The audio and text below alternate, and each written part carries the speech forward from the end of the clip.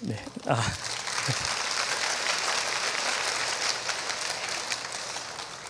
네, 잘 주무셨습니까? 제가 너무 떨려서 기도하는 중에 하나님께도 부탁드리고 또 우리 성도님들한테도 부탁을 좀 드려야 되겠다 생각을 했습니다. 그 말씀을 듣는 중에 제발 저를 위해서 기도해 주십시오. 제가 말씀 중에 하나님께서 저한테 하신 메시지를 전할 수 있게 기도해 주시고요. 또 제가 어제 기도하는 중에 제가 꼭 드리고 싶은 말씀이 생겼습니다. 그게 뭐냐면 저는 신학자가 아닙니다. 저는 목사님도 아니에요. 그래서 제가 여러분께 드리는 이 강의 중에 성경 구절이라던가 특별한 메시지는 진리의 메시지가 아닙니다. 정말 참을 제가 신학자로서 드리는 메시지가 아닙니다. 그것은요, 제가 하나님과 나눈 대화들입니다. 하나님이 그때그때 저한테 주신 달콤한 메시지들입니다. 그걸 여러분과 나누고 싶은 그 이 어린 아이의 마음을 좀 이해해 주시기 바랍니다. 또한 예전에 나눴던 그 음성을 그대로 전할 수가 없어서 제가 기도하고 새로 준비하는데 그때 새로 저한테 말씀하신 것 같은 그 말씀을 나누려고 합니다. 오늘 주제는 너희는 세상의 빛이라입니다. 어제 제가 드렸던 말씀을 좀 기억하시는가요?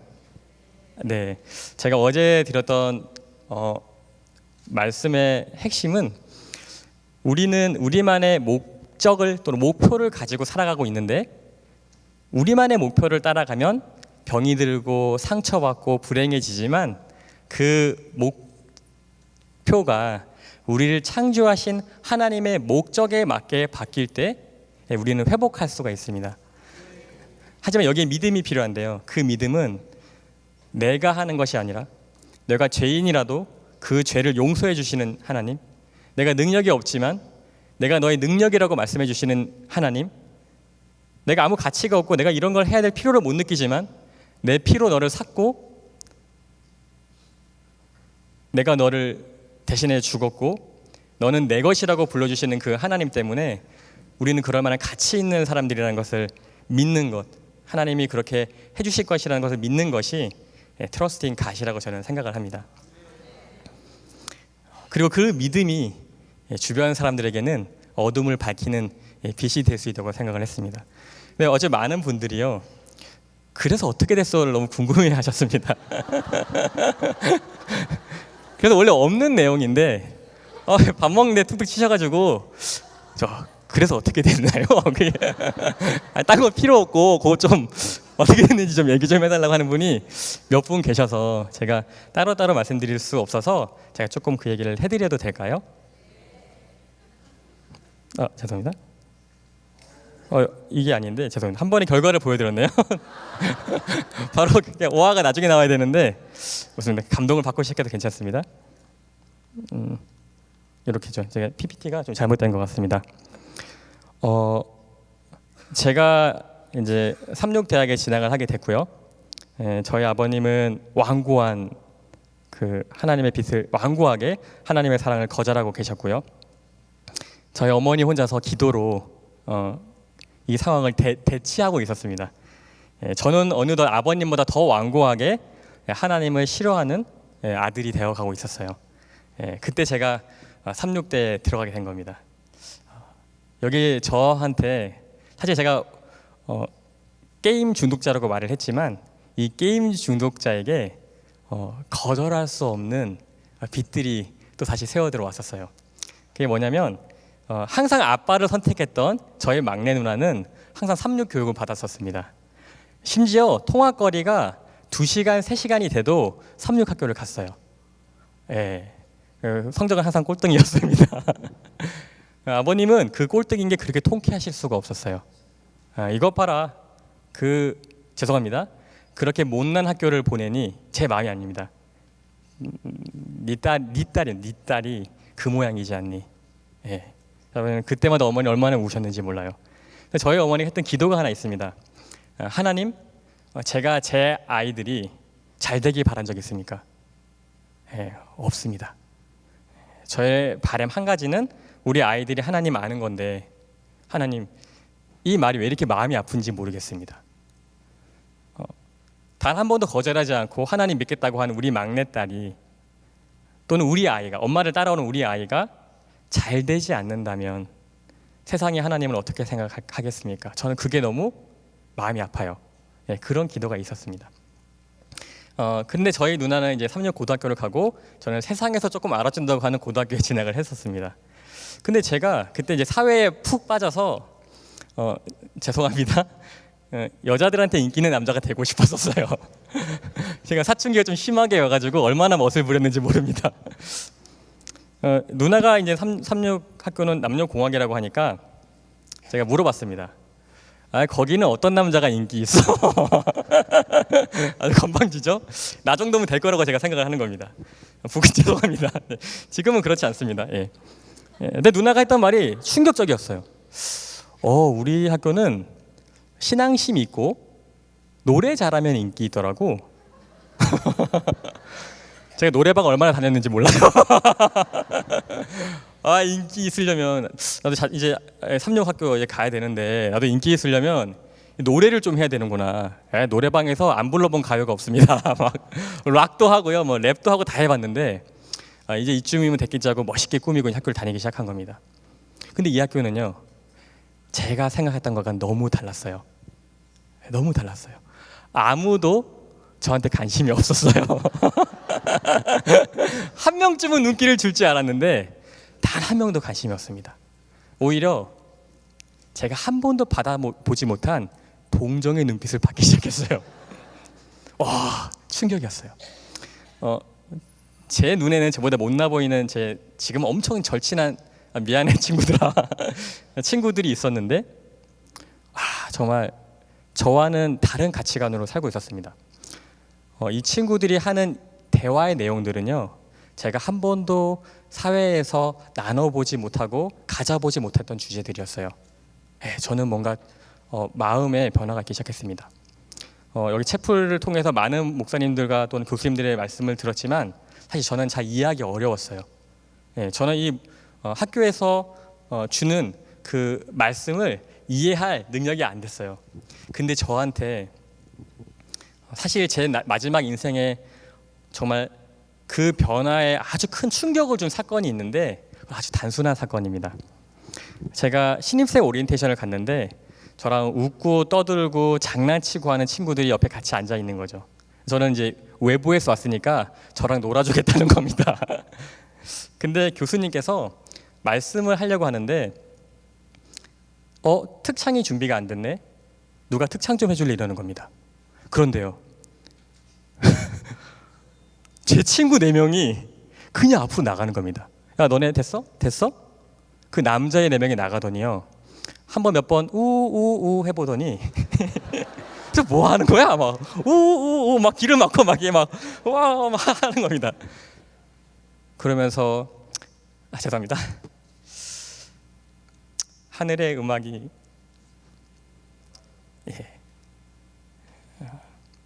찬양을 하는데 저는 그 순간을 평생 잊을 수가 없었어요. 저는 저도 모르게 이 환경 속에서 사실 조금씩 변해갔습니다. 저희 아버님, 사실 전 깜짝 놀랐는데 여기 계신 몇 분이 저희 아버님을 만나셨다고 하더라고요. 그렇게 나쁜 분이었어? 난 웃으면서 인사도 했는데 그러시는 거예요. 나한텐 잘해주셨어. 네, 맞습니다. 여러분, 제가 이 자리에서 정말 머리 숙여 감사드립니다. 그 여러분이 저희 아버님한테는 빛이 돼주셨어요. 사실 제가 이게 공적인 자리여서 말 못할 아픔들이 더 많습니다. 말할 수 있는 것만 말씀드린 거예요. 그 정도였는지를 놀라야 하십니다. 근데 그분, 저희 아버님에게 핍박받으신 목사님, 어떤 분은 맞으셨습니다. 맞으신 목사님, 저희 아버님이 행패를 부린 그런 성도의 가정, 그분들이 저희 아버님을 제일 아껴주시고요. 가장 많이 챙겨주시고요. 단 한 번도 아버님을 배척하신 적을 못 봤습니다.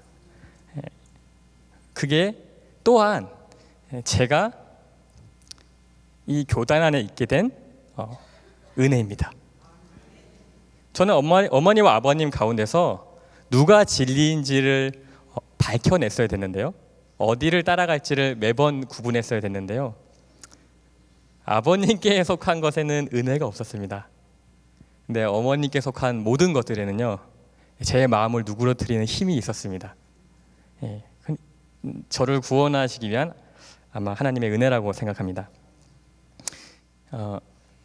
이 세상에서 무서운 것 두 가지가 있는데요. 첫 번째는 아버님이 어느 날 나와 엄마 중에서 선택해라고 했을 때 정말 믿음으로 엄마를 선택한 그 다음 날이 가장 무섭고요. 두 번째 무서운 것이 있는데, 어머님이 아버님이 너무 폭력적으로 변하시면 집을 나가셔야 됐습니다. 도망가셨어야 됐어요. 그러면 갈 데가 없기 때문에 누군가의 집에 있어야 되는데 누군가의 집에 가겠습니까? 누구 집에 가야 될까요? 성도님의 가정이 아니면 갈 데가 없는 분이셨어요. 그래서 성도님의 가정에 몸을 숨기는 겁니다. 단 한 번도 저희 어머니가 거리에서 주무신 적이 없어요. 성도님들은 저희 가정을 다 알고 저희 아버님이 얼마나 무서운 분인지 아시지만 하나님을 섬기려는 어머니를 한 번도 배척한 적을 저는 못 봤습니다. 저희 아버님은 그 사실을 알면 다음날 교회를 가서 모든 성도님을 하나하나 샅샅이 뒤져요. 집을 몰래 찾아가서 창고를 뒤지고 난리가 납니다. 그래도 우리 성도님들은 저희 어머니를 지켜주셨어요. 저는 마지막 날에 만약에 제 눈이 돕는 천사를 볼 수 있는 영광이 주어진다면 이분들한테 날개가 있지 않나 이런 생각도 듭니다.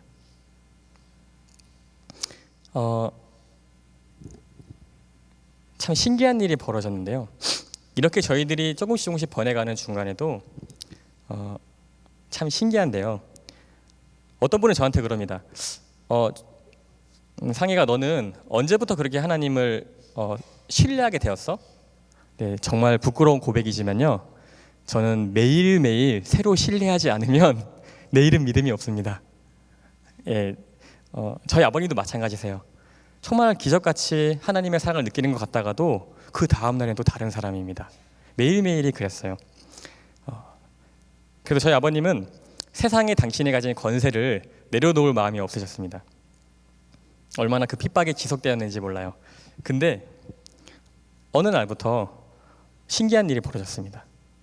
저희 어머니한테 아버님이 항상 하시는 말씀은 뭐냐면 내가 이 세상에서 지금 가장 권세가 있고 가장 힘이 있는데 자식들에게는 너희들은 누구를 따를 거냐, 또 엄마에게는 나한테 반항하면 내 모든 힘으로 가만두지 않겠다.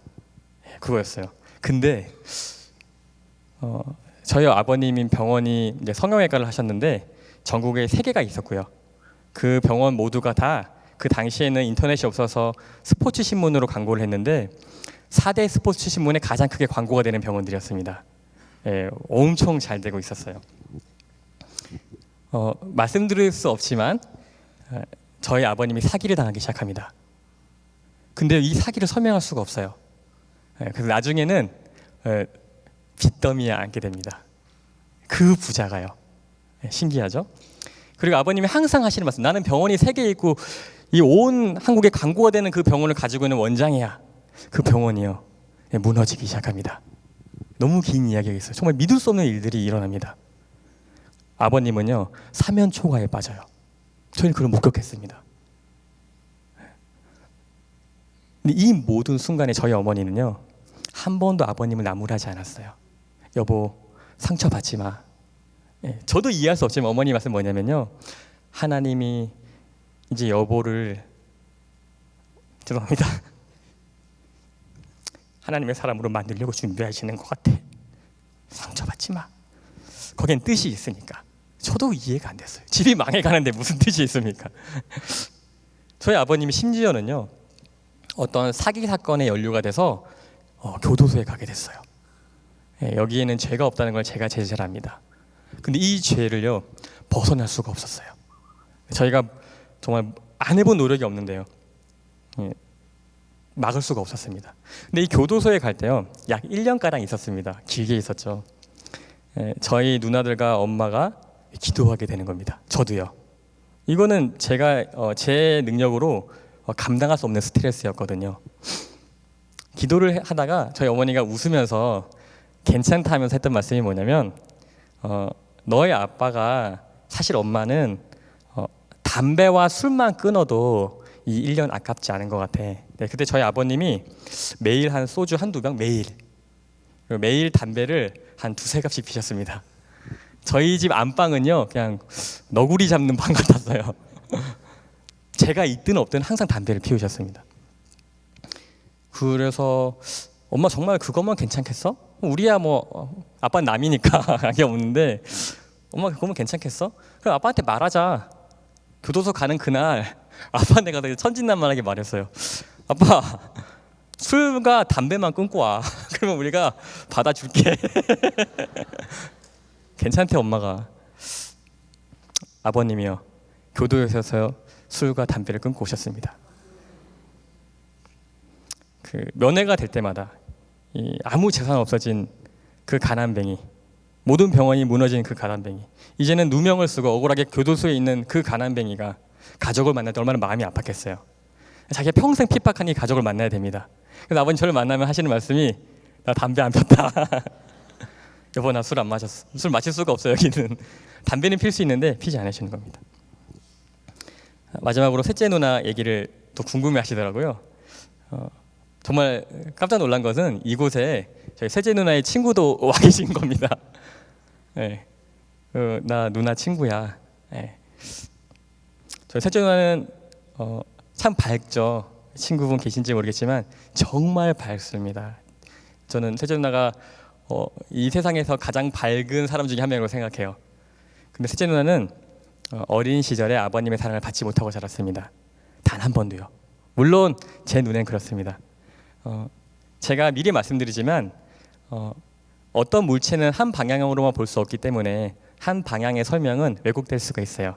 그래서 이 전체를 설명하기에는 참 오랜 시간이 필요한데 또 다른 면은 다섯째 날 마지막 날 다시 설명을 드리도록 하겠습니다. 저희 누나는 돈도 받을 수가 없었고요. 사랑도 받을 수가 없었고 오직 저희 어머니만을 따라갔는데 그 어머니를 따라가면 하나님의 말씀을 쉬지 않고 들을 수 있었습니다. 한 번은 저희 어머니가 지리산으로 도망가신 적도 있어요. 그래도 따라갑니다. 근데 이 셋째 누나가 마지막에 하나님의 은혜로 거의 공부를 제가 알기로는 꼴등을 했는데 마지막에 하나님의 은혜로 역시 삼육대학에 들어갑니다. 네. 삼육대학 생물학과에 들어갔는데 공부를 얼마나 열심히 했는지 몰라요. 저는 그 모습이 우스웠습니다. 정말 죄송하지만 거기서 열심히 한들 뭐 하겠어. 네, 이미 제가 얼마나 나쁜 동생이었는지 아시겠죠? 제가 그렇게 나쁜 사람이었어요. 누나를 무시했습니다. 근데 저희 첫째 누나, 둘째 누나는 좀 달랐어요. 첫째 누나, 둘째 누나는 하나님은 잘 모르지만 아빠를 선택한 이유가 좀 달랐습니다. 상익이가 아들인 저는 두려워서 항상 선택했어요. 첫째 누나, 둘째 누나는 딸이 없으면 밥은 누가 해줘 그랬습니다. 좀 마음이 달랐어요. 아마 어머니를 보고 자라서 하나님의 마음을 아는 게 아닌가 생각이 들었습니다. 셋째 누나가 삼육대학에 다닐 때 어느 날 저희 어머니한테 이런 얘기를 했습니다. 엄마 저 의과대학 갈래요. 근데 하나님은 저에게 지금은 가르쳐 주셨지만 이 당시에 저희한테 의과대학은 굉장히 중요한 대학이었습니다. 왜냐하면 아버님이 항상 말씀하실 때 내가 의사인데, 내가 네보다 똑똑한데, 내가 이렇게 돈이 많은데 자꾸 그런 말씀을 하셨으니까, 또 그런 말씀을 하시는 분이 자꾸 죄송합니다. 저를 들어 너는 의사 만들어서 이 못난 딸과는, 못난 막내 딸과는 차이를 보여주겠다는 말씀을 되게 많이 하셨어요. 저는 어제 말씀드렸지만 역시 마찬가지로 하나님의 은혜로 삼육대 약대에 갔지만 제 능력으로는 사실 어디든 못 갔을 거예요. 근데 셋째 누나가 의과대학에 가고 싶다는 그 소망을 저희 아버님이 아시고 못 가게 했습니다. 너는 그런 꿈을 가질 자격도 없고 거기에 난 10원도 될 마음이 없고 그리고 심지어 방해하겠다고. 내가 못 다니게 학원도 못 다니게 하겠다고. 그래서 저희 어머니가 생활비를 아끼고 아껴서 누나 학원비를 대줬어요. 저는 그 모습이 참 우스웠습니다. 집까지 이렇게 노력하면 뭘 하겠어. 내가 더 똑똑한데 나는 못했는데. 근데 저희 누나가 또 긴 간증인데요. 하나님의 은혜로 서남대 의대 편입시험에 합격하게 됩니다. 저희 첫째 누나도 전교에서 1, 2등 했는데 정말 기구하게 고등학교 가서 만화책에 빠지면서 그 공부 잘했던 누나 중학교 전교 1, 2등이었는데 고등학교에서 만화가가 되겠다고 공부를 안 하기 시작하더라고요. 아무리 설명해도 만화를 그리겠다는 겁니다. 둘째 누나는 거의 전국 1등, 1, 2등이었어요. 근데 고등학교 가서 남자에게 빠지는 겁니다. 이 전교 1, 2등인 딸이 공부를 안 해요. 아빠의 마음이 미어지는 겁니다. 이 막내 아들 하나 있는데 저는 철학에 빠졌어요. 제 윤리 1등이라 그랬잖아요. 이 세상 의미 없는 겁니다. 그렇게 노력할 필요가 없어요. 철학은 그렇습니다. 아버님 마음은 찢어지는 겁니다. 이 아들, 내 모든 재산을 퍼부어서 가외시키고 가르치고 모든 재적을 대고 있는데 이 아들은 뜻대로 안 되는 겁니다.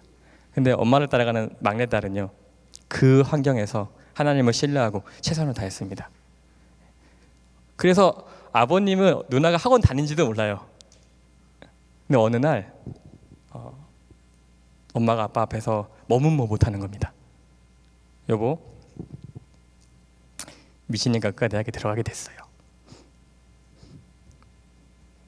이게 저희 어머니한테는 얼마나 큰 힘이 되셨는지 저는 압니다. 저도 그 자리에서 들었는데 저와 아버님은 너무 놀랐어요. 근데 저희 아버님이 정말 싫어하고 뭐라 하실 줄 알았는데 아닙니다. 아버님이 그때는 좀 이제 아프시고 좀 이렇게 많이 약해지셨을 텐데요. 미진아, 아빠가 너무 못해줬는데 너무 수고 많았다는 얘기를 해주시더라고요. 그리고 나서 제가 마지막에 오늘 원래 드리려고 했던 일이 벌어지는데 여기서도 그치지 않고 이제 아버님이 아프기 시작합니다. 네. 아버님은 이 세상에 가진 모든 권세가 단 하나도 남지 않게 무너지기 시작하셨어요. 근데 이 모든 과정 속에서 저희 어머니께서 저희들한테 가르치실 때 이것은 아버님에게 내린 저주가 아니라 하나님의 사랑이라고 말씀해 주셨습니다. 아빠와 상익이가 언젠가는 알게 될 거야. 그래서 엄마는 너무 감사해. 그런 어머니를 보면서 막내 누나는 일찍이 침례를 받았고요. 저랑 첫째 누나, 둘째 누나는 계속 이렇게 반항을 했었습니다. 근데 저희 어머니가 이렇게 핍박받는 모습을 보면 그게 때로 너무 마음이 아파요. 그래서 저희들이, 특히 누나들이, 저는 제일 완고하고요. 엄마 울지 마. 왜 울어? 너 아빠 몰라서 그래? 상처받지 마. 어머니는 하염없이 웁니다. 그리고 누나가 그래요. 엄마 뭐 해줄까? 내가 뭐 해주면 안 울래? 그럼 어머니가 갑자기 탁 쳐다봐요. 이렇게. 내가 뭐 사줄까? 그러면 뭐 맛있는 거 먹으러 갈래? 뭐 해줄게. 말해봐. 말하면 들어줄래? 그럼 들어주지. 진짜지? 그럼 뭐 그렇게 진지하게 얘기를 해. 그럼 약속해. 약속할게. 진짜지? 그럼 약속했잖아. 침례 받지 않을래? 그래서 저희 첫째 누나가 침례를 받았습니다. 둘째 누나는 어떻게 침례를 받았냐면요, 어머니 생일 선물을 준비하다가 침례를 받게 되었습니다. 저는 삼육대학에 들어가게 되었는데요. 거기서 저한테 너무나 좋은 영향을 주는 그 노래하는 삼육 교육을 받은 친구들이 있었고, 저보다 조금 더 하나님을 모르는 친구가 한 명 있었어요. 이 친구 너무 착한 친구였습니다. 학교에서 침례식이 있고 침례를 받으라고 권유를 하는데, 제가 웃긴 게 저는 어머니가 너무 좋아서 이 친구가 침례를 받았으면 좋겠다는 생각을 제가 했어요. 그래서 이 친구한테 야, 너 동구 봐봐. 너 이 정호 봐봐. 너 병철아. 너 침례 받으면 진짜 좋아. 너 그렇게 좋아? 장난 아니야. 진짜 좋아. 침례 장난 아니야. 내가 누나한테 침례 받는 거 봤는데 진짜 사람 완전 변해. 진짜 좋은 것 같아. 그리고 되게 깨우네. 침례 받고 나면. 진짜 장난 아니야. 한 번도 못 해봤어. 진짜 장난 아니야. 너네 알지? 맞지? 장난 아니지? 했더니 갸우뚱하는 겁니다. 교수님께서 침례 받을 사람을 이제 정하시고 하는데 이 친구가 또 교수님의 타겟이 되었어요. 그래서 교수님도 얘기를 할 때 제가 봐봐, 그냥 받고 끝내. 네가 안 받으니까 계속 귀찮잖아. 근데 어느 날 이 친구가 저한테 충격적인 얘기를 하는 겁니다. 너는 어땠어? 난 안 받았지. 야, 그런 게 어딨냐고. 그랬더니 야, 너랑 나는 좀 달라. 너는 그냥 모르니까 그냥 받아도 되는데 나는 좀 고민할 게 많아. 나는 진짜 심각하거든. 이 친구가 교수님한테 교수님도 상상을 못하신 겁니다. 예. 교수님 상익이 침례 안 받았어요.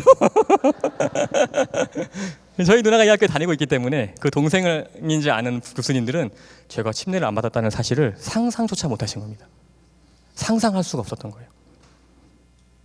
교수님이 너무 놀란 눈으로 저한테 상희 너도 좀 침례를 받지 않겠니? 하시는 거예요.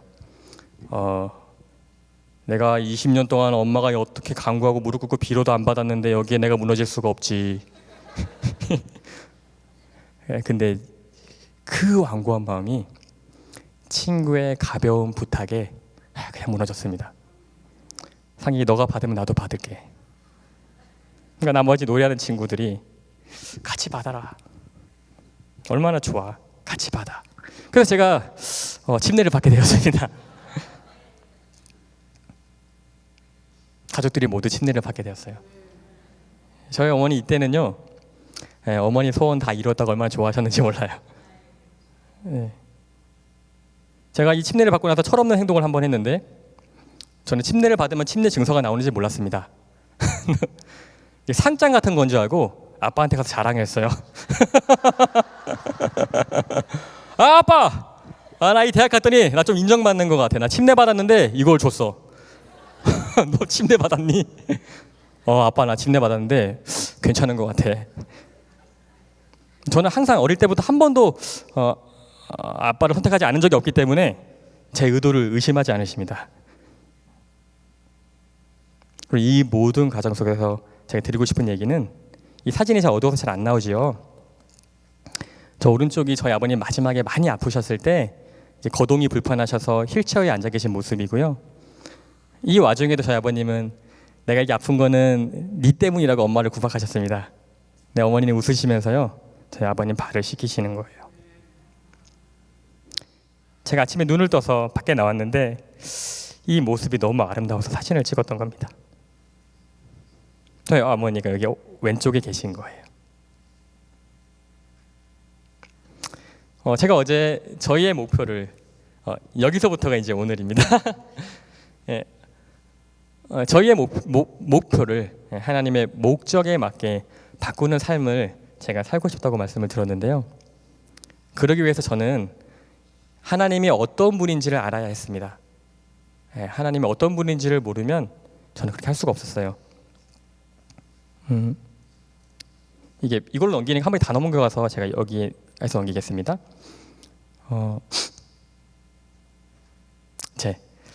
레위기 11장에 나는 너희의 하나님이 되려고라는 말이 나옵니다.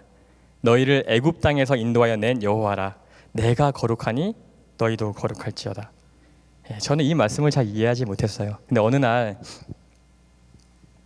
제가 어머니한테 장난을 친 적이 있습니다. 근데 아빠가 옆에 계시고 심퉁한 표정으로 딴 일 하고 계신데 어머님이 옆에서 이제 또 한 소리 들으신 것 같아요. 옆에 앉아 계시는 겁니다. 근데 제가 멀리서 어머니한테 이렇게 엄마 이렇게 불렀더니 절 쳐다보세요. 제가 다가간 다음에 귀에다 대고 엄마 다시 결혼하라고 하면 아빠랑 결혼할 거야. 그랬더니 아빠 못 듣게 고개를 이렇게 하는 거. 제가 싸운 걸 안 거죠. 근데 엄마가 갑자기 생각을 하시더니 아버지가 자리를 비우시고 나서 저한테 이렇게 말씀하셨어요. 상희가, 엄마가 생각을 해봤는데 아빠랑 결혼하지 않으면 너희를 볼 수 없다면 내가 아빠랑 결혼을 해야지만 하나님께서 너희를 나에게 자식으로 주신 거라면 난 다시 아빠랑 결혼할 것 같아. 하나님은 그런 분이세요. 예수님은 십자가에 돌아가실 걸 알지만 여러분을 사랑하시기 때문에 여러분이 예수님이 되신 겁니다. 하나님은요, 하나님의 거룩한 백성들이 하나님을 부인할 걸 아셨는지 몰라요. 그래도 하나님은 여러분을 너무나 사랑하시기 때문에 여러분이 하나님이 되신 겁니다. 그래서 하나님은 세상을 이처럼 사랑하셔서 독생자를 주셨으니 이는 저를 믿는 자마다 멸망치 않고 영생을 얻게 하려 하심인 겁니다. 여러분, 한 분이 아프실 때, 한 분이 길을 잃었을 때 하나님은 가장 위기의 순간이라고 생각하실지 모릅니다. 그 한 명을 지나가지 않고 방향을 돌리셔서 구원을 위해 오시는 분입니다. 여러분, 죄는 누구의 것인가요? 죄는 우리의 것입니다. 근데 하나님은요, 여러분을 너무나 사랑하셔서 또 저를 너무나 사랑하셔서 제 죄를 지고 가고 계십니다. 제가 여러분께 전하고 싶은 것은요, 제가 만난 하나님은 정말 사랑의 하나님이라는 것입니다. 하나님은 사랑이시라. 사랑 안에 거하는 자는 하나님 안에 거하고 하나님도 그의 안에 거하시느니라.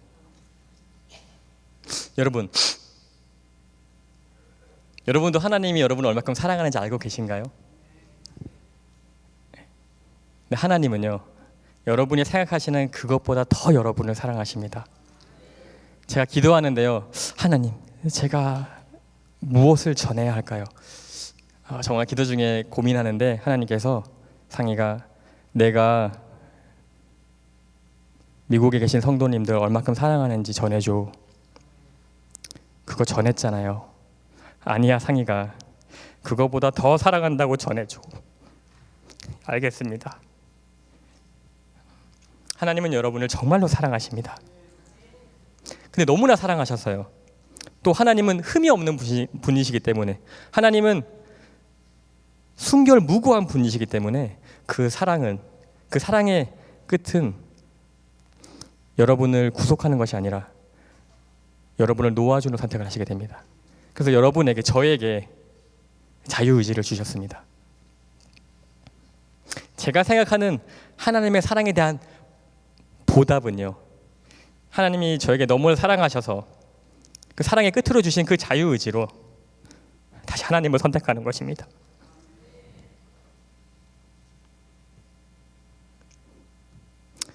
제가 여기 올 때 전 사실 너무 두려웠어요. 너무 걱정이 되고, 제가 너무 아는 게 없어서 무엇을 전할 수 있을까 걱정을 하고 있는데, 제 조카가 이런 지령을 보내줬습니다. 이걸 전하고 오래요. 하나님의 사랑보다 더 이해하기 어려웠습니다. 제가 이것을 좀 이해할 수 있게 보여드릴게요. 제가 밤을 새서 제작한 동영상입니다. 지금 새벽에 제작했습니다. 밤을 새진 않았고요. 또 걱정하실까봐. 아니, 오빠 그까이. 이게 뭐야, 현서야? 거기 동전 왜 넣었어? 예수님이 바치려고. 예수님께 바치려고? 그래서 어디에 쓰이라고? 누구 도와주라고? 하나님 아버지. 하나님 아버지? 예수님 어릴 때 바치려고. 예수님 어릴 때?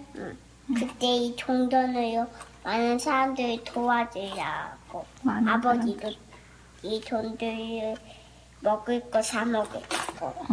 먹을 거 없는 사람들 먹을 것도 사 먹으라고 해주려고? 그리고 예수님도 사 먹으려고. 예수님도 사주시라고. 이 정도 되셔야 됩니다. 그래서 거기 가득 채울 거야? 응. 예수님을 먹이기 위해서 이 돼지 저금통을 가득 채우려는 그 사랑을 저는 보았습니다. 이 조카가 저한테 지령을 줬습니다. 제가 여기 오기 바로 전날인데요. 이모부가 뭐 해야 된다고? 이걸로 예수님 사랑을 전하기 위해서 이거 쓰고, 그다음에 거기에서 예수님에서 이거 쓰고, 그다음에 예수님 전하라고 이거 주면 돼. 예수님 못하는 사람한테. 예수님 모르는 사람한테 예수님 전하라고 이걸 주면 돼? 알았어. 이모도 그렇고. 알았어. 고마워. 제가 처음에 너무 이 아이가 귀여워서 동영상을 찍다가 이게 하나님께서 저한테 전하라고 하신 메시지가 아닌가 생각이 들었습니다. 저는 이 어린 아이와 같이 되고 싶었습니다. 여러분, 제가 어제 믿음을 얘기했습니다.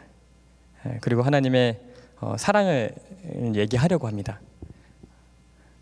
우리가 그 사랑을 정말로 깨닫게 되면 제 생각에는 감사함으로 순종하게 된다고 생각합니다. 내가 하나님을 순종하려고 노력하는 것이 아니라 그 사랑에 머리가 숙여지고 그 사랑에 반응하게 되는 것이라고 생각합니다. 제가 그랬습니다. 머리로는 알 수가 없고 성경 말씀은 이해가 안 되고 읽지를 못하겠는데 무엇인가 하나님의 사랑을 나타내는 것들을 대하면 그 앞에 서면 저는 거부할 수가 없었습니다. 그래서 이 성경책을 읽게 되고 그 말씀이 너무 달게 느껴졌습니다. 그래서 제가 생각하는 순종은 하나님의 사랑을 깨닫고 그 하나님을 믿게 되고 그 사랑이 너무 커서 하나님을 선택하는 것, 나에게 주신 자유의지로 다시 하나님을 선택하는 것이 순종이라고 생각했습니다. 근데 그 과정은요, 은혜인 것 같습니다. 왜냐하면 제가 그랬거든요. 제가 이제 드리고 싶은 말씀은 이 부족하고 믿음도 없는 제가 하나님께 순종하면서 살려고 기도하고 따르던 간증을 조금만 하고 오늘을 마치도록 하겠습니다.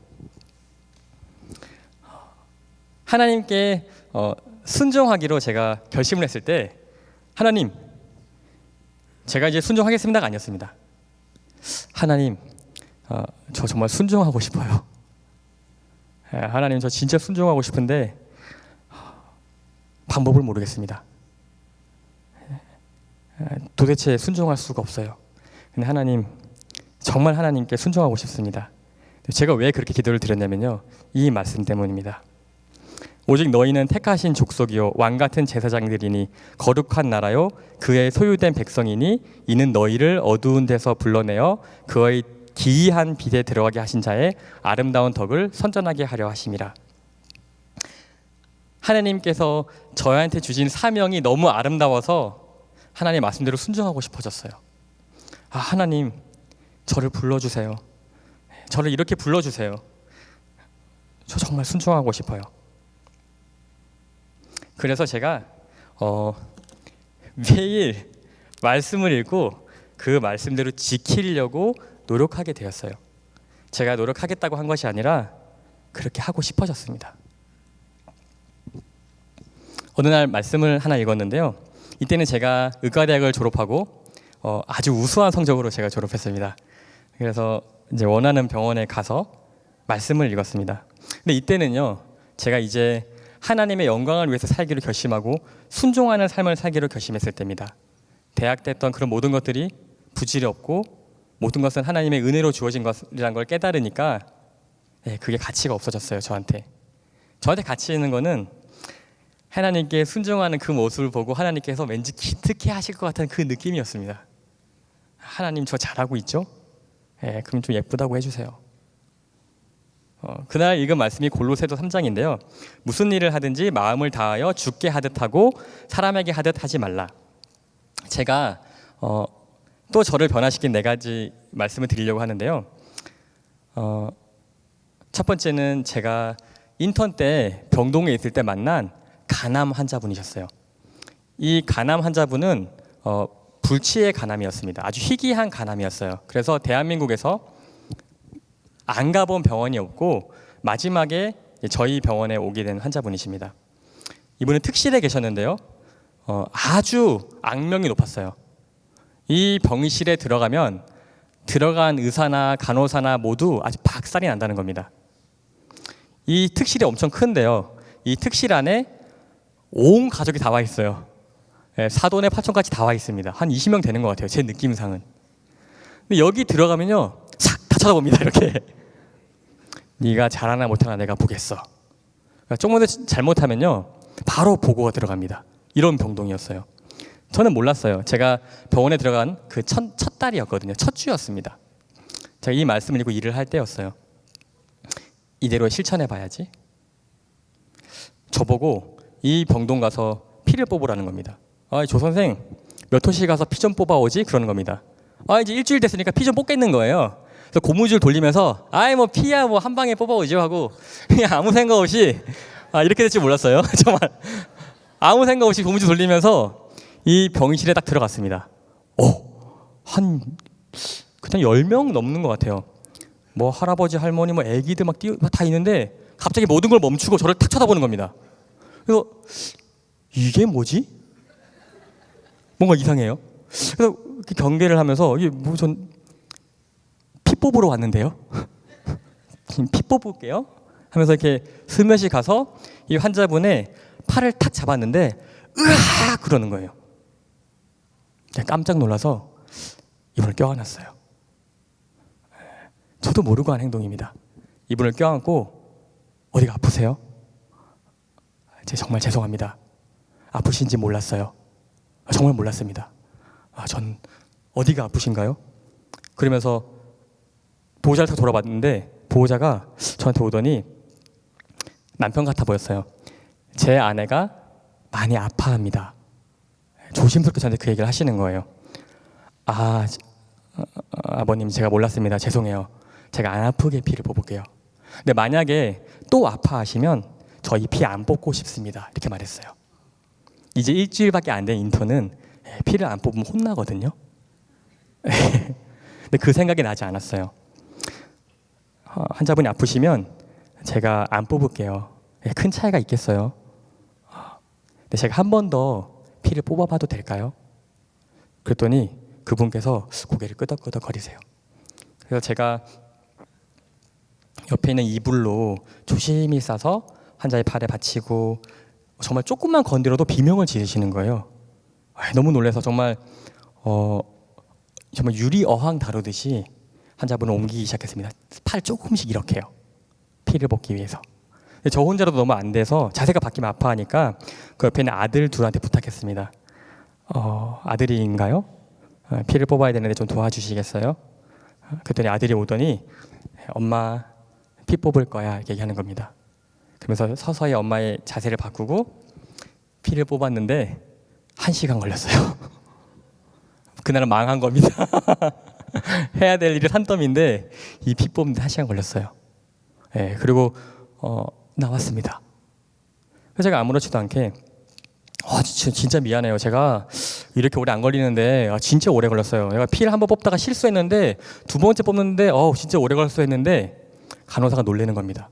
아니 피를 한번 뽑고 실패했는데 또 뽑게 해요 그러는 겁니다. 이 병실에서 바늘을 잘못 찔렀는데 다시 팔을 내준 유일한 의사라고 합니다. 저는 그때는 아무런 그런 데 대한 개념이 없었어요. 뭐 그럴 수도 있죠. 뭐 피 한 번 뽑으나 두 번 뽑으나 어쨌든 2번 뽑아서 뽑았는데요. 그리고 또 일을 하고 있었어요. 근데 속으로 다시는 거기 안 가겠다. 거기 다시는 안 가고 싶다. 피 뽑을 때요. 쳐다보고 있으면 피 안 나옵니다. 기꺼이 자세 만들어서 바늘을 찌르려고 하는데 이 바늘에 20명이 다 쳐다보고 있어요. 이렇게. 다시는 가고 싶지 않았어요. 둘째 날, 셋째 날 지나서 또 일을 하고 있는데 저한테 조 선생 어느 병실 가서 관장 좀 하고 와. 관장은 뭐냐면 변을 못 보시는 분들 이렇게 줄을 넣어가지고 약 넣어가지고 똥을 빼내는 겁니다. 제가 그거 잘합니다. 야, 드디어 내가 잘하는 게 왔다. 빨리 끝내고 와야지. 갔는데 어디라고요? 아니 어디라고요? 그 똑같은 병실이에요. 야, 망했다. 야, 이거 팔 움직이는데 아프다고 비명비명 지르던 이 환자인데 똥 빼러 가야 돼요. 이거 똥 빼려면요, 여러분 쉬운 일이 아닙니다. 이거 자세를요 아주 어렵게 바꾼 다음에 이만한 관을 집어넣어가지고 물르면서 빼야 돼요. 시간도 더 오래 걸립니다. 투덜투덜 하나님 저 망했어요. 갔어요. 탁 들어갔는데 저를 똑같이 쳐다보는 겁니다. 근데요 이번엔 좀 달라요. 한 할아버지가 저한테 걸어 나오시더니 선생 의사요? 그러는 겁니다. 그래서 날 놀리시나 보다. 아이고 어르신 제가 의사라고 하기엔 조금 부끄럽습니다. 여기 병원 온 지 이제 일주일 됐어요. 의과대학 졸업한 지 일주일 됐습니다. 근데 제가 병아리 의사예요. 제가 피 뽑고 똥 빼는 일을 합니다.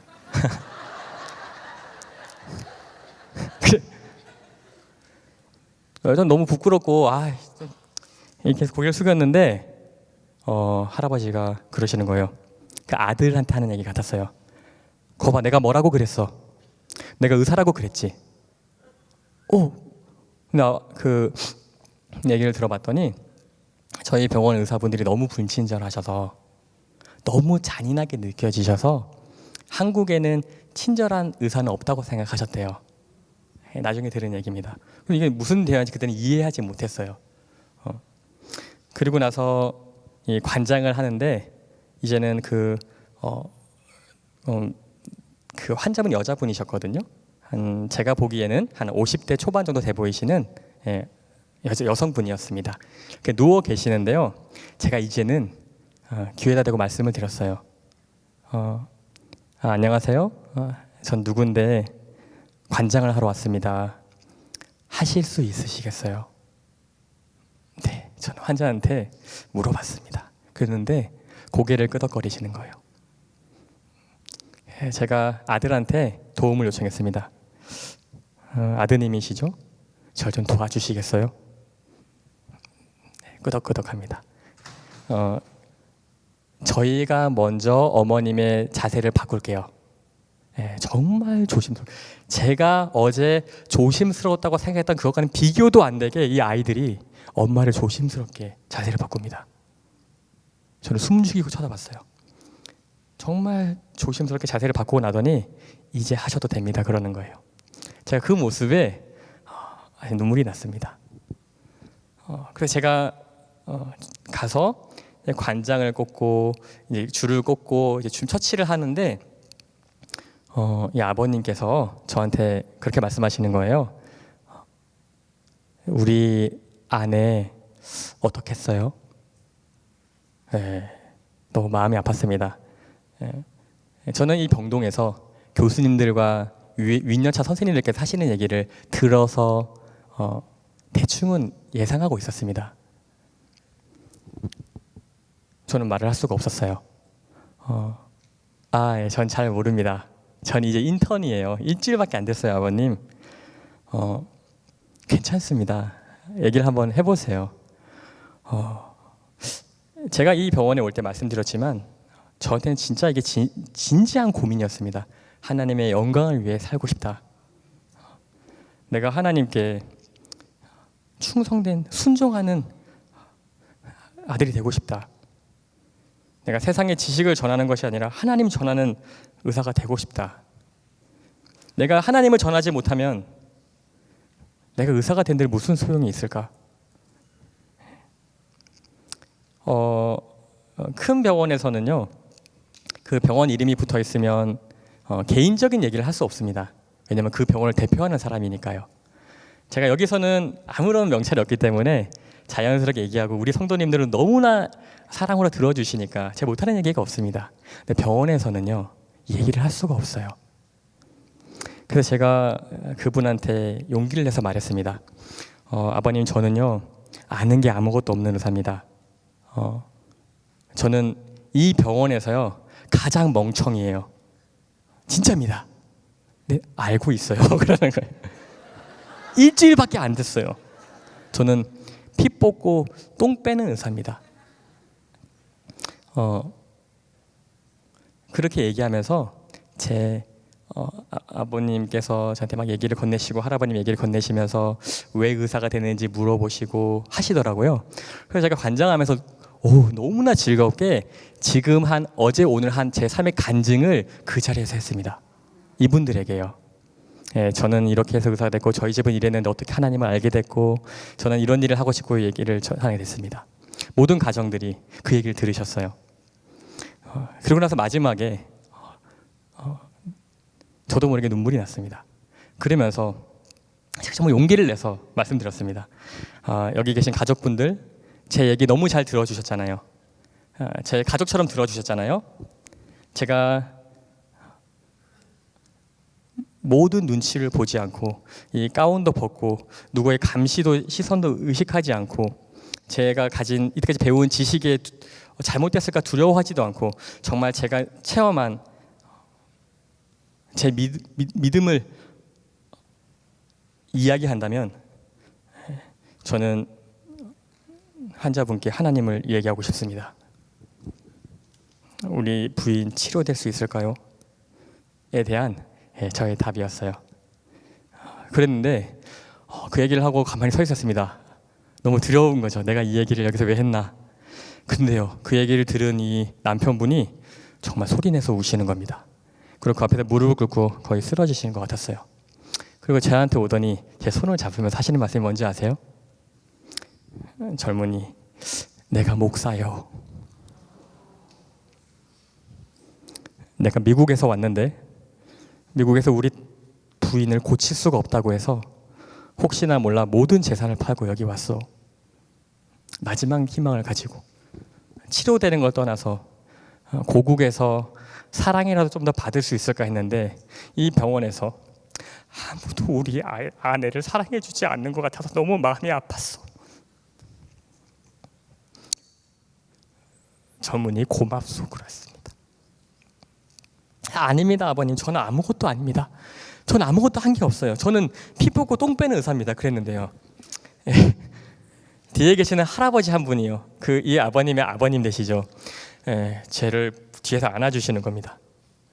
너무 놀랐어요. 이런 사랑은 전 받아본 적이 없다 생각했어요. 젊은이, 무슨 말인가? 하나님께서는 아무것도 아닌 자를 쓰신다네. 하물며 자네 같은 젊은 청년을 쓰지 않겠는가? 와, 저는 정말 그 병동에서 얼마나 많이 울었는지 모릅니다. 저희는 하나님을 찬양하면서 그 병실에서 나왔어요. 제가 이 환자를 만날 때 아쉬운 것이 한 가지 있었는데 제 믿음에 대한 실험이었습니다. 뭐냐면 하나님 믿겠다고 하는데 하나님의 능력을 믿는데 하나님이 이 환자를 치료하시는 하나님, 즉 지금 당장 치료하실 거라고 전해야 되지 않는가 하는 망설임이 계속 있었어요. 그래서 제가 정말 웃지 마십시오. 일을 하다가 갑자기 일어나서 그 병실에서 문을 열고 주 예수 그리스도의 이름으로 내가 말하노니 일어나 걸으라고 외치려고 몇 번을 문을 열었다 닫았다 했는지 모릅니다. 일하다가 내가 믿음이 부족해, 이래서는 안 돼, 문을 열고 안 돼 뭔가 아닌 것 같아. 하나님, 제가 믿음이 없습니다.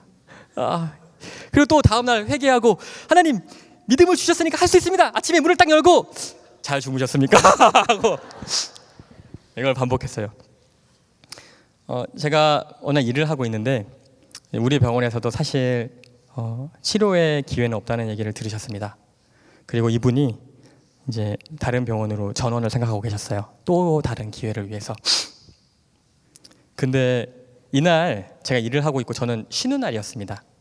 근데 저 위에 있는 어떤 선생님이 저한테 조 선생 오늘 후송 좀 다녀올래 하시는 겁니다. 그건 뭐냐면 환자가 이송 갈 때 그 앞에 의사가 따라가야 돼요. 그걸 저희 인턴들이 했는데 사실 제가 가는 날이 아니었습니다. 저는 쉬는 날이었어요. 근데 제가 무슨 일을 하든지 마음을 다하여 죽게 하듯 하고라 이 말씀 때문에 그걸 거절할 수가 없었어요. 하나님이 가라고 했으면 내가 핑계를 댔을까? 가겠습니다. 제가 갈게요. 준비하세요. 말씀해 주세요. 그래서 갔는데 이분들이신 거예요. 제가 문을 열고 닫고 문을 열고 닫고 한 100번을 했습니다. 문을 닫고 나서 전하지 못한 그 미안한 마음이 있었는데 하나님은 마지막에 다른 병원을 가실 때 그 앰뷸런스 안에서 이 어머니와 이 남편과 그 아들과 저만 태우셨어요. 그래서 제가 거기서 그 분을 위해서 찬양을 불러드렸습니다. 하나님, 제가 드릴 수 있는 것은 이거밖에 없습니다. 잘은 모르지만 저는 하나님의 지금 당장 치료하실 것이라고 말씀을 드릴 수가 없네요. 하나님의 뜻을 잘 모르겠습니다. 그러고 나서 이제 그 병실에 그 병원까지 다 인도를 해줬어요. 그 아버님이 저한테 진짜 고맙다고 마지막까지 이렇게 선생님이 배웅을 해주셔서 내 마음이 얼마나 좋은지 모르겠습니다. 그리고 그 아들이 눈에 들어왔어요. 이 아들은 제가 그 피 뽑고 똥 빼면서 얼마나 많은 얘기를 이분들에게 했는지 뭘 상상할 수가 없으실 거예요. 그 아들은 슐리어드 음대를 다니고 한 명은 또 굉장히 좋은 대학을 다니는 사람들이었는데 어머니가 아프신 걸 보고 둘 다 의사가 되기로 결심했답니다. 그 얘기까지 제가 들었어요. 누구 같아요? 네, 저 같아요. 그래서 마지막 날 그 아들 둘이 제 눈에서 떠나질 않는 겁니다. 계속이요. 그래서 이제 인사를 하려고 하다가 제가 이 아들 둘을 불렀어요. 저랑 잠깐 얘기 좀 하실래요? 알겠다고 오더라고요. 그래서 제가 이렇게 얘기했습니다. 제가 하나님을 섬기는 의사입니다. 아직 아무것도 가진 거 없지만 제 아버님도 이렇게 많이 아프셨어요. 제가 아드님한테 드리고 싶은 얘기는 하나님께서 반드시 어머니의 아픔을 통해서 이 가족한테 하시고 싶은 말씀이 있으신 것 같습니다. 그러니 아드님이 두려워하지 말고 담대하게 그 음성에 귀 기울여 주세요. 하나님께서 아드님을 쓰시려고 준비하고 계신 건지 모릅니다. 제가 그 말을 해주고 이 가족을 보내드렸습니다. 저에게 항상 후회되는 부분이 있는데 그것은 제가 이 분에게 진짜 문을 열고 주 예수 그리스도의 이름으로 말하노니 너는 일어나 걸으라고 외치지 못한 게 한 달 동안 매일 후회가 되고 회개를 하게 됐었어요. 참 웃기죠. 얼마나 죄책감이 느껴지고 미안한지 몰랐어요. 네. 그리고 성경에서 그 사복음서에서 치료의 기적을 볼 때마다 아이고 하나님 죄송합니다. 저는 믿음이 없었어요. 울었습니다. 그래서 저는 다음에 하나만 제대로 걸려라. 한 놈만 걸려라. 내가 믿음을 얘기하겠다. 이렇게 벼르고 있었습니다. 그리고 저는 중환자실에서 일하는 인턴으로 이제 바뀌어 있었어요. 제가 이게 생각보다 시간이 많이 길어져서 조금만 줄여서 얘기 드릴게요. 아산병원 중환자실은 굉장히 바쁩니다. 병원을 말해버렸네요. 굉장히 바쁩니다. 이곳은 이제 거의 하루 종일 일을 해야 되고요. 피를 뽑아야 되는데 거의 바틀이라고 하는데요. 그게 한 다발이에요. 이걸 하루에 몇 번씩 뽑습니다. 이거를 몇십 명을 뽑아야 되기 때문에 피 뽑는데 제 기억이 좀 부정확할 수 있습니다. 한 2시간 걸렸던 것 같아요. 피 뽑는 데만요. 아주 능숙한 의사가 뽑을 때 2시간 정도 걸립니다. 제가 처음으로 이 병원을 그만두고 싶다는 생각을 했어요. 너무 힘이 들어서요. 또 여기는 날의 구분이 없기 때문에 제가 안식일날 쉬지를 못했습니다. 네, 그게 저를 너무 힘들게 했어요. 안식일 날 변명일지 모르지만 따로 하나님을 찬양할 수 있는 시간을 찾기가 어려웠습니다. 일이 산더미 같이 있었어요. 제가 환자분 한 분을 이렇게 끌고 가면서 투덜투덜 됐습니다. 하나님, 여기서는 제가 할 일이 하나도 없잖아요. 저는 그냥 세상의 일만 하고 있네요. 제가 이러려고 의사된 거 아닌데, 하나님 너무 하시네요. 네, 그런 날이 반복되고 있었는데요. 어느 날 전화가 걸려왔습니다. 형 지금 거기 병원에 있지? 그래. 형, 나 아는 우리 교회 집사님 남편이 형네 병원에 간 것 같아. 형이 좀 만나서 그 집사님 위로 좀 해줘 그러는 겁니다. 뭐 딴 건 아니고 병원에 있으니까. 뭐 그거 어렵지 않지. 괜찮아 하면서 두덜두덜 뭐 이런 가서 인사나 드리라고 하고 뭐 할 일도 없고 하나님 여기서는 제가 하나님 일을 하나도 하는 게 아니네요 하고 환자를 여기는 응급 중환자실은요 환자마다 이렇게 격리방이 있어요. 그 방에다가 제가 이제 뭐 피도 뽑고 엑스레이도 찍고 막 이렇게 하거든요. 예, 그래서 다 일을 하고 환자를 집어넣어 놓고 나와서 핸드폰을 받습니다. 등록번호 아이디 다 주는 거예요. 찾아보라고. 뭐야? 중환자실에 있네? 뭐야? 여기에 있는 거 아니야? 그리고 봤는데 제가 피 뽑고 제가 엑스레이 찍고 제가 투덜투덜하면서 데리고 다녔던 그분이 이분의 남편인 거예요. 하나님 죄송합니다. 이분이 제 앞에 계셨네요. 정말 죄송합니다. 그리고 나서 너무 기뻤어요. 하나님의 오묘한 섭리가 느껴지는 겁니다. 그리고 나서 이 부인을 찾아서 이분의 이제 부인인 여집사님을 찾아서 이제 밖에 나왔어요. 그랬더니 정말 가녀린 여자분 한 분이 응급 중환자실 앞에서 기도하고 있는 겁니다. 이분은 간 경화가 너무 심했는데 술 때문에 생긴 간경화로 간이식 수술을 받으셨어요. 보통 간이식 수술은 제가 잘 모릅니다. 수술 쪽은. 제가 알기로는 예를 들어서 10시간, 12시간 걸린다고 하면 이분은 수술 시간이 약 2배 이상 걸렸대요. 너무 힘들어서. 간이식 수술을 받고 나면 중환자실에서 규칙적인 순서대로 회복이 진행돼야 되는데 이 회복이 진행하지 않는 겁니다. 이 여 집사님한테는 회복될 거라고 얘기를 하는데 괜찮다고 얘기를 하는데 환자는 숨을 못 쉬어서 호흡기를 꽂고 있고요.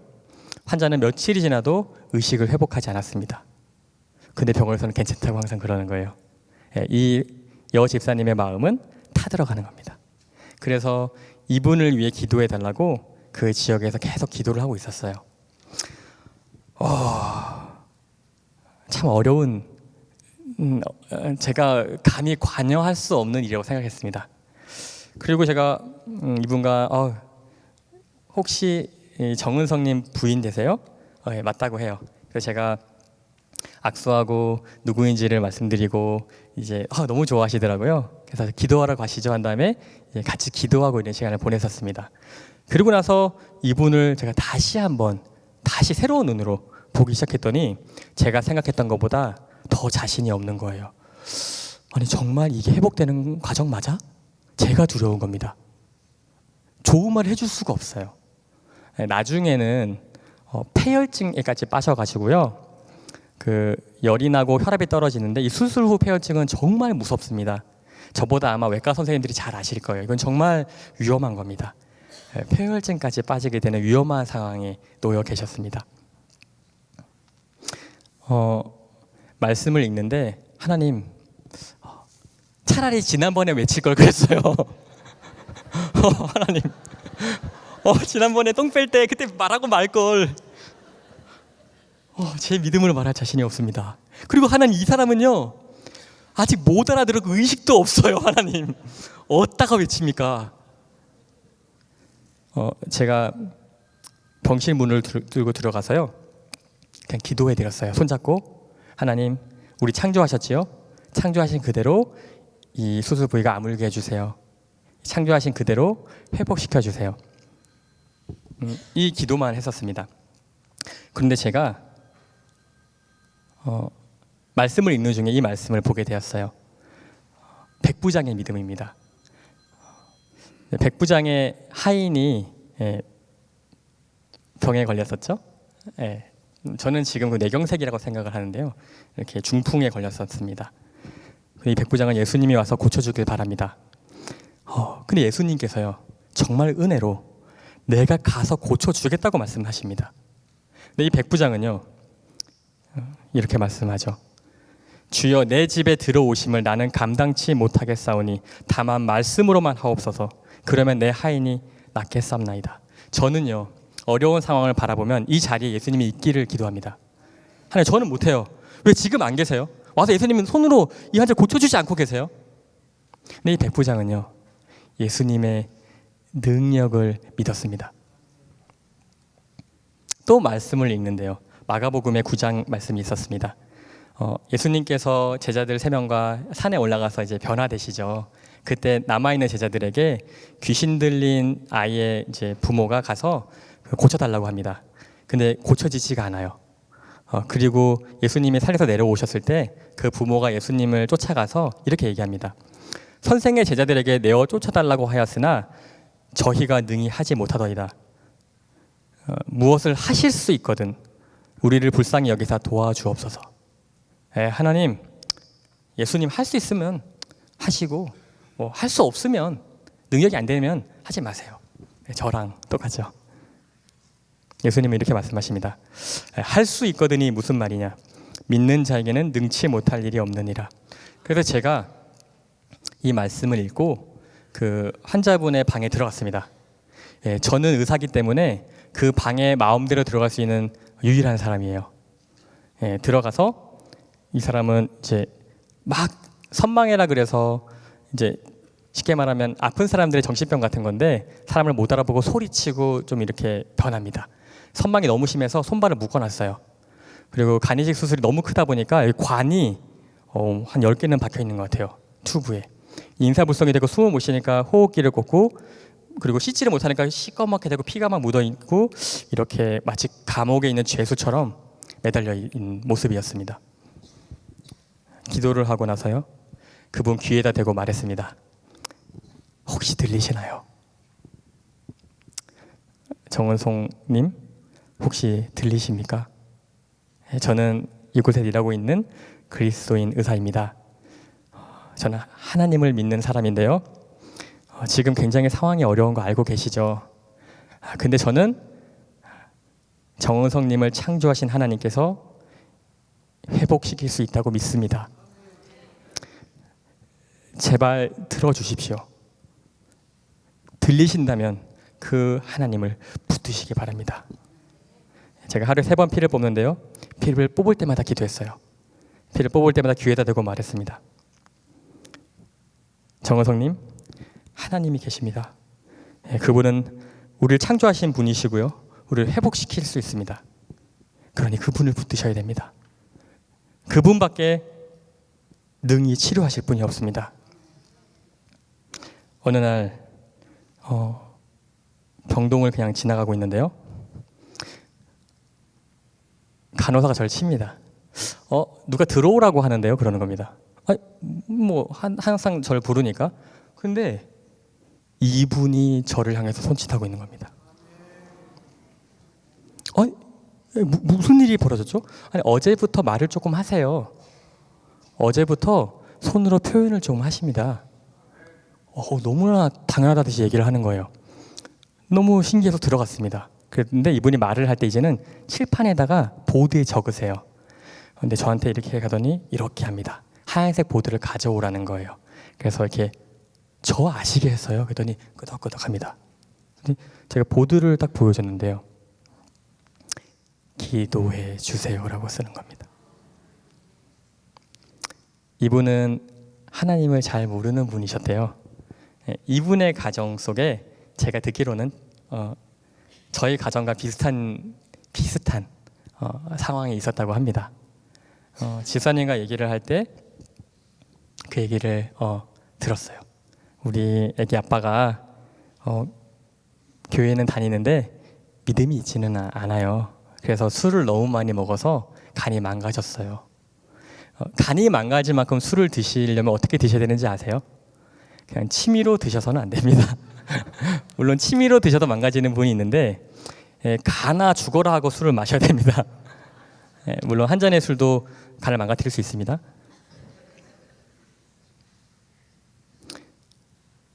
이분이 저한테 기도를 요청하셨습니다. 이 회복은 쉽지 않아 보였지만 의식은 돌아오셨어요. 근데 이때 저희 병원에서 저만 있는 게 아니라 그리스도인을 아는 여자 의사가 한 명 더 있었습니다. 그 친구한테도 소식이 들어가서 저한테 아니 뭐 오빠 그분 얘기 들었어? 기도 좀 해달라는데 같이 가서 만나러 가자. 난 기도하고 있는데 무슨 소리지? 왜 같이 가자. 그래서 같이 만났어요. 이 집사님과 여자 집사님과. 그래서 저는 기도하고 있는데 이 여자 의사가 하는 얘기가 그렇게 과감한 신앙 처음 봤습니다. 아유 우리 그냥 3일 안에 낫게 해달라고 기도하죠 이러는 겁니다. 그러면 안 된다. 우리가 하나님을 안 돼. 얼마 너무 오래 기다린다. 그냥 너무 천진난만한 표정이었어요. 생각도 없어 보였어요. 그래서 기도를 시작하는 겁니다. 하나님, 저도 덩달아 기도했어요. 집사님도 그 여자 집사님도 뭐 얼떨결에 기도합니다. 뭐 이번 주 안에 좀 낫게 해주세요. 아주 그냥 천진난만하게 기도를 해요. 하나님, 전 좀 두렵습니다. 전 속으로 다른 기도를 했어요. 하나님, 저희가 좀 경고망동하더라도 좀 용서해 주시고 다른 기도를 해서 저 여자 의사가 뭘 모르는 것 같은데 저를 그건 제 기도는 저게 아니니까 뭐 다른 기도를 막 했어요. 저 여자 의사를 좀 용서해 주시고 하나님, 막 저 여자 의사도 불쌍한 의사니까 뭐 저 같은 경험을 하면 또 알게 될지도 모릅니다. 하나님, 제가 나중에 잘 가르칠게요. 막 이렇게 기도를 따로 했어요. 그리고 나서 제가 너무 바빠서 이분을 잊고 며칠을 지냈습니다. 그만큼 바빴어요. 너무 그냥 기절하듯이 잠들어서 눈을 떴는데 생각해 보니까 거의 일주일이 지나가 있는 거예요. 아차, 기도도 안 해서 못했습니다. 아차, 부랴부랴 차트를 막 열어보고 하는데 중환자실에 이분이 안 계신 겁니다. 어디 갔지? 그래서 또 일이 있어서 너무 정신이 없었어요. 그래서 그날 새벽 3시에 간이식을 받은 모든 환자분들이 피를 뽑아야 돼서 병원이 아주 긴데요. 혼자서는 피를 뽑을 수가 없어서 모든 친구들을 동원합니다. 한 5-6명이 와서 저쪽 끝에서 2명, 이쪽 끝에서 2-3명이 끝에서 피를 뽑아오기 시작합니다. 몇백 명이 돼요. 다 뽑는데 한 2시간 걸립니다.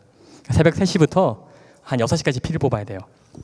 저는 저쪽 끝에서 원래 제가 피 뽑는 날이 아닌데 친구가 부탁했어요. 형 지금 너무 많아서 좀 도와주러 와. 오케이. 새벽 3시에 일어나가지고 진짜 힘들다 하면서 갔어요. 나도 너 다음에 불러야지 하면서 딱 첫 방을 들어갔는데 낯익은 얼굴이 있는 겁니다. 거기는 일반 병실이었어요. 이분이 자리에 앉아서 사모님과 얘기를 나누고 있는 겁니다. 저를 보시더니요 더 놀라시는 거예요. 선생님 어디 계셨어요? 죄송해요. 제가 일주일 동안 너무 정신이 없어서 뵙지를 못했어요. 근데 이분은 누구시죠? 저 모르시겠어요? 정은성입니다. 예? 아주 깨끗한 모습으로 한 남자 중년의 남성분이 그 병동에 앉아 계셨습니다. 제가 처음으로 물어본 게 뭐였는지 아세요? 선생님 제가 하던 말이 들리던가요? 예, 들렸습니다. 제가 누워 있는데 정말 잠을 자는 것 같았는데 누가 말하더라고요. 하나님을 믿으라고.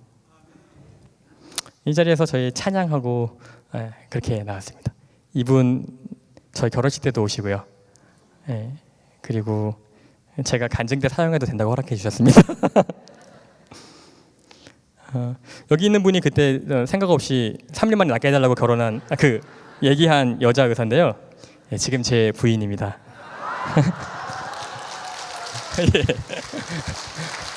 내가 아직까지 그런 믿음을 가지고 있어서 제가 얼마나 힘든지 몰라요. 너무 힘듭니다. 미안해요, 부인 너무 힘들어요. 구주를 믿는 믿음으로 마음의 문을 여는 사람 안에서 이루어지는 변화는 참으로 놀라운 것이라고 합니다. 시간이 역시 또 없어서요. 제가 간단하게 2가지 얘기만 하고 마칠까 합니다. 간단하게만 말씀드릴게요. 그리고 제가 어떤 특정한 전공의가 돼가지고요. 병동에 가서 처음으로 제 이름으로 환자를 보기 시작했습니다. 이때까지 인턴이고 이제는 전공의가 된 겁니다. 근데 이 환자는요, 20살밖에 안 된 남자 아이였는데 약 하나를 잘못 먹고 간이 완전히 망가졌어요. 그게 문제가 아니라 간이 망가져서 기능을 못하니까 그 독들이 머리로 올라가서 뇌가 망가졌습니다. 그래서 이 20살밖에 안 된 아이가 걷지를 못했어요. 걸을 때 이 그림처럼 걸었습니다. 이렇게 막 떨면서 걷는 거예요. 막 이렇게. 예. 이 부모님 마음이 어땠을까요? 예. 어떻게든 치료해 보려고 저희 병원에 왔고 아무런 치료해 본 경험이 없는 제가 이 환자의 주치의가 된 겁니다. 예. 교수님이 회복이 안 될 것 같다고 하셨어요. 머리를 보면 이미 그 간 부전으로 인한 뇌 부전이 와서 힘들 것 같다고 합니다. 그 뒤로 참 저는 기적으로 저는 잘 모르기 때문에 이렇게 말합니다. 또 유능한 의사분께서는 여기에 원리를 알지도 모르겠습니다. 제가 보기에는 기적같이 이 간이 치료가 되었어요. 근데 이 머리에 있는 장애는요, 치료가 안 되는 겁니다. 그래서 이는 머리에 있는 장애를 치료하기 위해서 저희 과로 오셨어요. 다른 내과적인 건 해결이 됐고요. 계속 못 걷는 겁니다. 교수님도 제가 주치의니까 치료가 안 되는데 그냥 2주 동안 있다가 그냥 보내 이렇게 말씀하셨습니다. 어차피 2주 입원이니까 2주 있다가 보내. 근데 너무 잔인하게 들릴지 모르겠지만 저희들끼리 하는 얘기입니다. 치료 안 된다는 뜻입니다. 예, 알겠습니다, 교수님. 마음이 아프네요. 그래, 어쩔 수 없어. 안 될 것 같아. 그리고 이 어머니를 만났는데 선생님 어떻게 될까요? 나을 수 있을까요? 교수님들 잘 친절하게 설명 안 해주세요. 설명은 누구의 몫이죠? 제 몫인데 차마 제 입에서 그 말 못하겠는 겁니다. 그래서 며칠 동안 대답을 회피했어요. 기도를 또 했습니다. 하나님, 이거는 믿음으로 안 되잖아요. 하나님, 이건 다르잖아요. 전 어떻게 해야 되죠? 전 저 부모님에게 회복될 거라고 말할 수 없습니다.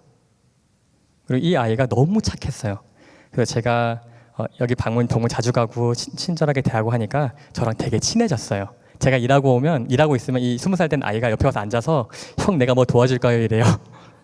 손이 떨리는데 연필로 막 뭐 써준다고 해서 가만히 있는 게 도와주는 거라고 제가 많이 얘기했습니다. 사랑 안에 두려움이 없고 온전한 사랑이 두려움을 내어 쫓나니 우리가 사랑하면 그가 먼저 우리를 사랑하셨습니다. 제가 해야 될 일이 또 하나님께서 가르쳐 주셨어요. 제가 해야 될 일은 네가 나을 거라고 말하는 것이 아니라 사랑을 전하는 거라고 생각했습니다. 예수님의 사랑을요.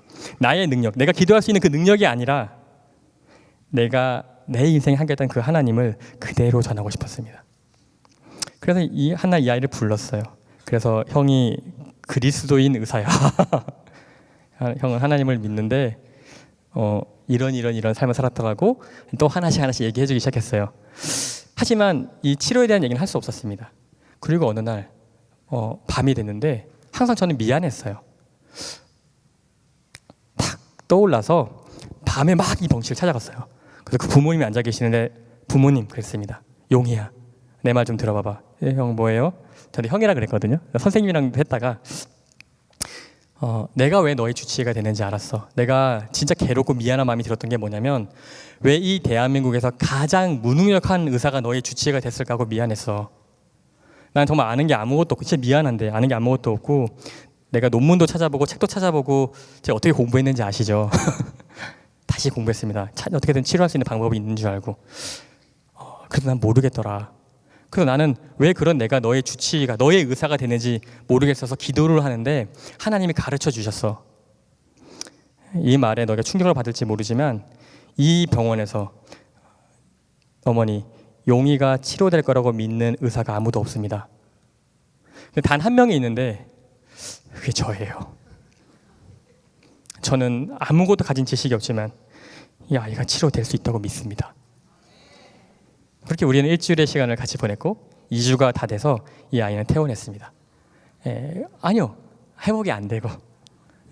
하지만 저한테 너무 고마워했어요. 형 진짜 나 진짜 나으면 의사 될 거야.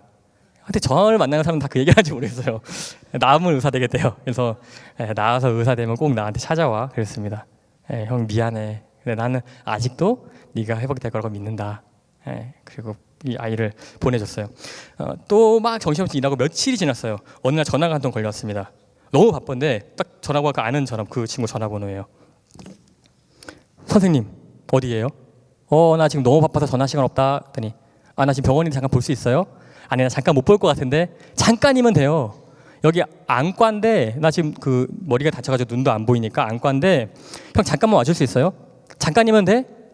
왜? 나 지금 너무 바빠서 안 돼. 그랬더니 하는 말이 형 제가 기적을 보여드릴게요.